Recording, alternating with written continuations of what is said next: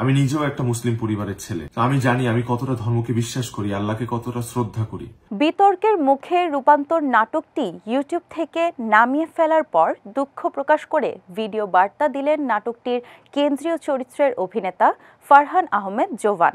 19 April ভোরে নিজের verified Facebook পেজে ভিডিওটি প্রকাশ করেন অভিনেতা।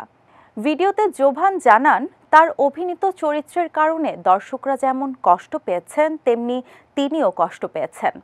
একটা অনাকাঙ্ক্ষিত বিষয়ে আপনারা যেমনটা কষ্ট পেয়েছেন ঠিক তেমনি আমিও কিন্তু কষ্ট পাচ্ছি।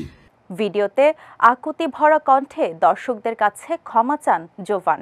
জানান, কারো ধর্মীয় অনুভূতিকে আঘাত করার উদ্দেশ্য ছিল না তাদের। এই নাটকের মাধ্যমে আমরা কোনো কিছু নরমালাইজ করা বা কোনো কিছু স্ট্যাবলিশ করা এরকম কোনো উদ্দেশ্যই আমাদের ছিল না। 11 বছর ধরে নাটকে অভিনয় করছেন বলে জানান জোভান। আজকের অবস্থানে তিনি এসেছেন দর্শকের ভালোবাসা ও সমর্থনে।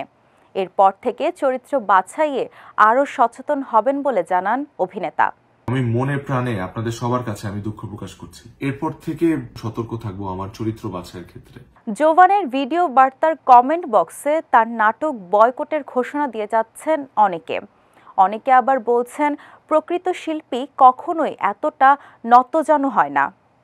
নিহার আহমেদের চিত্রনাট্যে রূপান্তর নাটকটি নির্মাণ করেছেন রাফাত মজুমদার রিঙ্কু।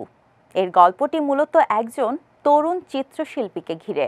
ওয়ালটন ফ্রিজ কিনে অনেকের মতো আপনিও হয়ে যেতে পারেন মিলেনিয়াল। সেরা পণ্যের সেরা অফার।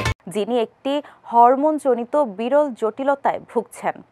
তিনি দেখতে পুরুষের মতো হলেও মানসিকভাবে তিনি একজন নারী।